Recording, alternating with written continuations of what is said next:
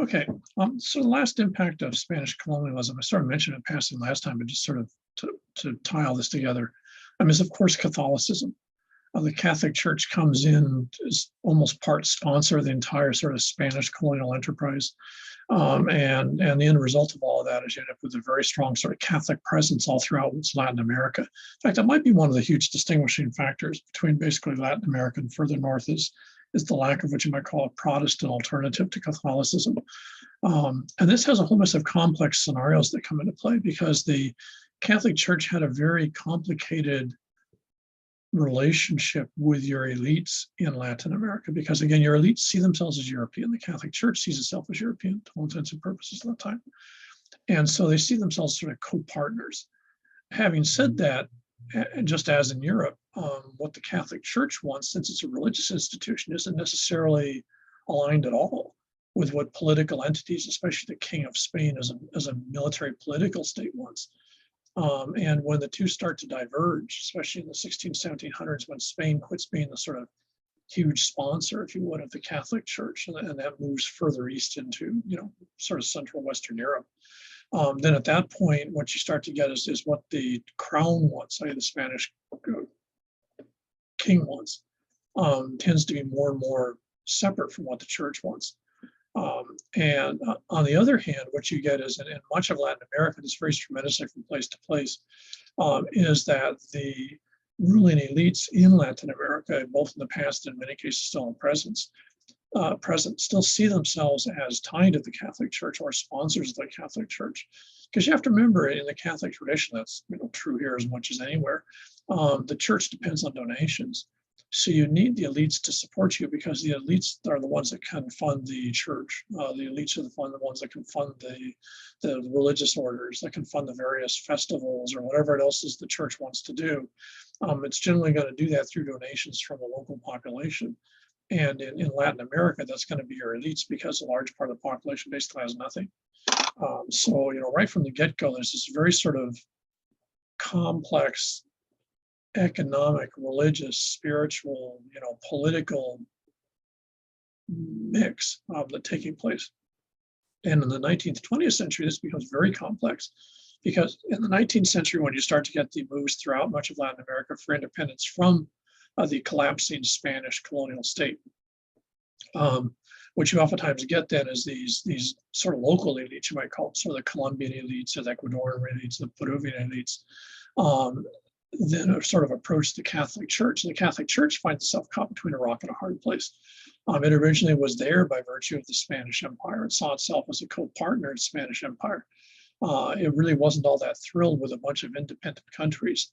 Granted, they were all Catholic, but the church was pretty aware that they would have less control over individual political sovereign states in the Americas than it would over the Spanish Empire. And so the Spanish Empire tended to be backed by the Catholic Church in these wars of independence initially. When these places became independent, what happened then is your political elites very frequently would reinforce their ties with the Catholic Church as a way to legitimize themselves. So there's no separation of church and state in Latin America. It's not like it is in North America with the United States or Canada, where there's very little relationship between religious patterns and political systems, at least not to the same extent. In Latin America, there's still sort of a symbiotic relationship. This becomes very complicated because in the late 19th, early 20th century, more and more, elements of the Catholic Church find themselves tied with ideas of, sort of equal opportunity, the idea that the huge estancias or estates, that people have the right to own property, for example, and so the estate should be sort of cut up or, separate into smaller pieces so a larger part of the population has land. Sort of what you might call this whole sort of movement towards land rights and peasant rights.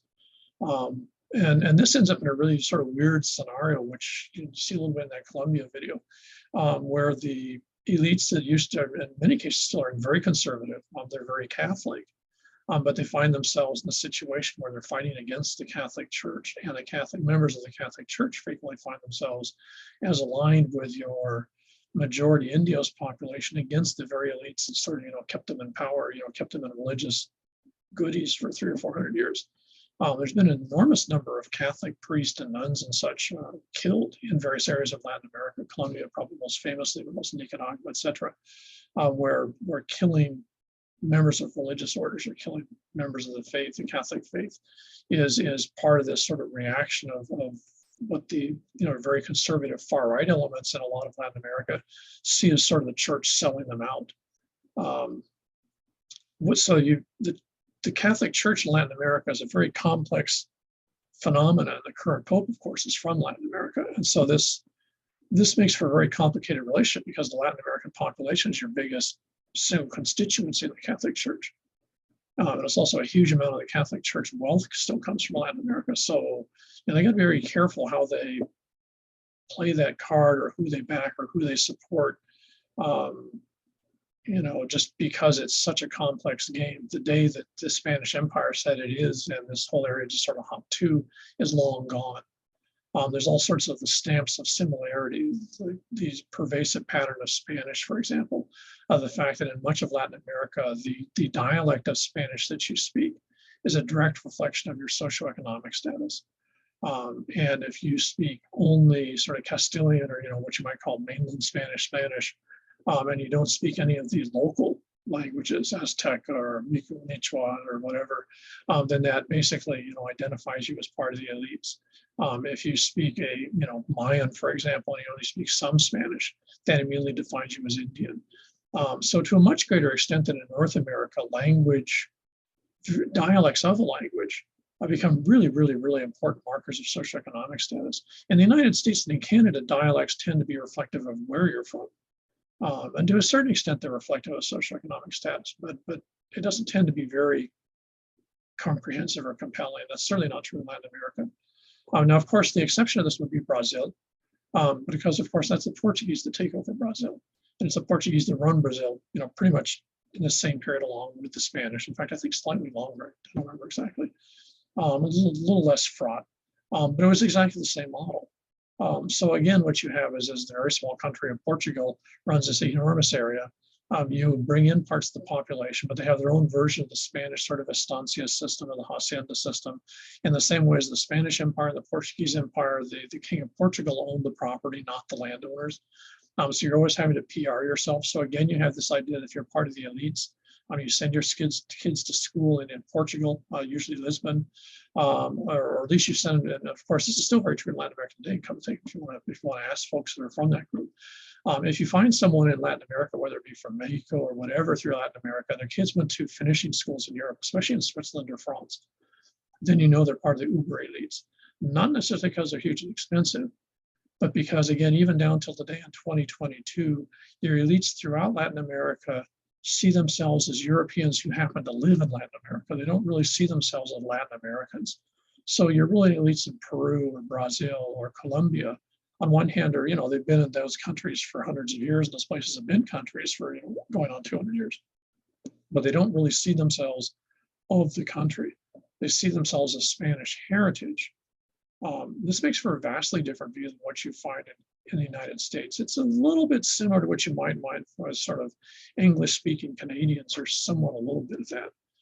But there isn't that same sort of fascination with what you might call homeland or home territory. So that makes one of the enormous differences in Latin America. The other strangest thing in Latin America would be just the relationship they have with the United States. Oops. Didn't work the way I wanted it to. Okay, so that was when you click on the wrong thing. Okay, when you look at the United States relationship with Latin America, it tends to be something that Americans see almost like 180 degrees from how Latin Americans see it. And by that, they would actually include Mexico, because the Americans roll all of them into one big ball.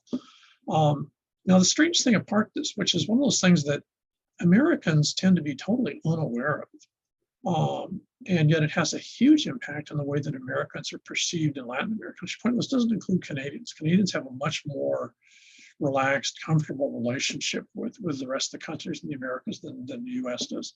And this has to do with a behavior of a president back in the early 19th century. President Monroe, and you don't have to Google, I think he's like 4th, 5th, 6th, I don't know, he's one of the early presidents. It's early 1800s. The United States has no army. The United States has no navy. The United States has basically nothing. It's just, these now independent, what used to be 13 colonies. The British are still sniffing about, getting the place back. And for some reason, and to be honest, you'd have to ask Mitch or someone, I have no idea why. The United States decides that it's the right of the United States. And I have to remember at this point, the United States is only the eastern seaboard. It doesn't include Florida. I think it's just starting to include Florida. It doesn't include anything to the west. I didn't think that, I'm not sure when the Louisiana Purchase was, but I don't think it happened then. So basically the president, in a sort of really ego moment, writes up what's called the Monroe Doctrine. Now, this would just be one of those historical, well, this guy did something. But the Monroe Doctrine is still American policy in 2022. So this was generated in, I'm going to say 1803, 1804, I don't remember exactly when. And so what he does, he basically says this. He says that the United States reserves itself the right to use any political and military force that it wants to or feels that it needs to keep anyone out of the Americas except people in the Americas. Now, what they're talking here is political things. So they're basically telling the European countries that, we don't want you guys getting involved in things that happen in the Americas. We want you guys to butt out and let the folks in the Americas do their own thing. Now, this was just a stunning piece of ego. Canada's still part of, the British Empire. The French still have a ton of properties in the Americas. And of course, everything else still belongs to the Spanish in 1803. So basically all of the Americas, with the exception of the United States, belongs to someone. And here comes this American president. I mean, for a lot of European countries, they probably had to go through their, whatever the 1800 version of Wikipedia was to figure out what the United States was. And here's a place with no military. It can't enforce anything that it says. And yet they come up with this doctrine that basically says you guys can't interfere with this part of the world. Mind you, they're not talking about US property. They're talking about all these other places. Now, when these places become independent in the early, 1819, 1820s, whatever, and so, Brazil gets its independence, Argentina and Chile get their independence, Peru gets their independence. The United States keeps the Monroe Doctrine in place. So all through from 1803 on, the United States keeps this as American policy. And very frequently they get involved in Latin America when they don't like what's going on in Latin America. And usually the excuse is, well, there's some outside influence that's coming in and we don't want that. So we're just going to send in military force to throw it out.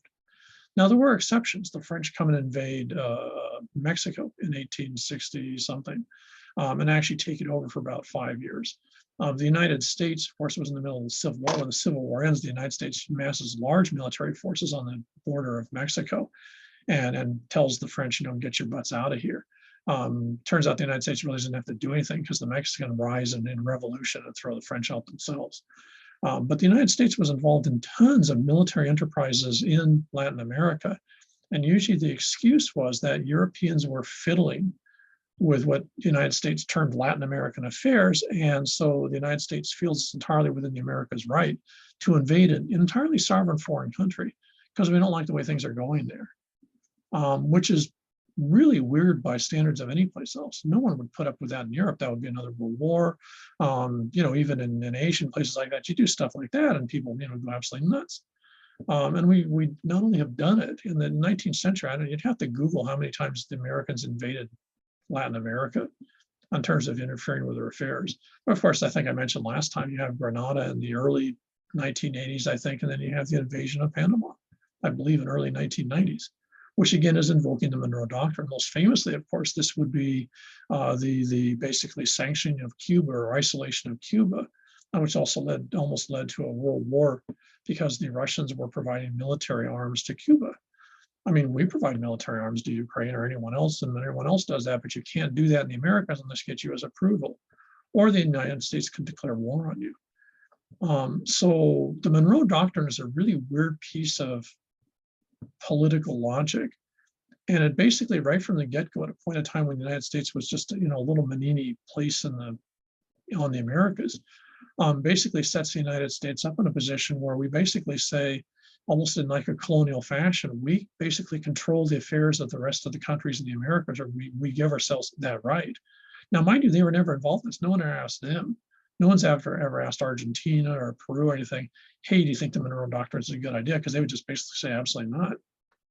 But this is the way the United States sees things. And it has a huge impact, as you might expect, on our relationship with the rest of the Americas, because they see the United States as this big ego walking around with the ability to basically dictate their policy when they're sovereign countries. You know, they've got their own way of doing stuff, and the United States doesn't care. The United States has a history in the Americas of enforcing whatever their will is with military force, and they're never particularly concerned about what that place actually wants. It's what the United States thinks they want. So the United States is sort of, it's a different type of colonialism. It's sort of a military political colonialism. It's the most modern version would be, if you're familiar, would be the Compact of Free Association in Micronesia, is basically a version of the Monroe Doctrine. So this basically defines the relationship the United States has with the rest of the Americas. Canada was always left out of this because the United States always usually had sort of a warm and fuzzy for the British. So they really sort of put up with the British. But even then, there were periods of time, and in fact, there was actually 2 or 3 small wars between the United States and Canada. You know, not really wars, but conflicts about, you know, British influence or British interference in the Americas. So, you know, it's a very weird piece of political logic that's unique to the United States. The only close parallel, ironically, would be Putin and Russia, with this idea that if you're Slavic, that means that you're Russian, and that gives Russia the right to interfere with your affairs and do whatever they want to, because, you know, they know better what's good for you than you know yourself. And it's sort of ironic that the United States comes up, you know, so totally hot and having opposed all this in Europe. At the same time, we have a history of over 200 years of doing the same thing in the Americas. Not to make the Russian one right, because the Russian one's wrong, but it also is just sort of mind-blowing that the Monroe Doctrine still exists and still is a central part of American foreign policy in the 21st century. It's really, really strange.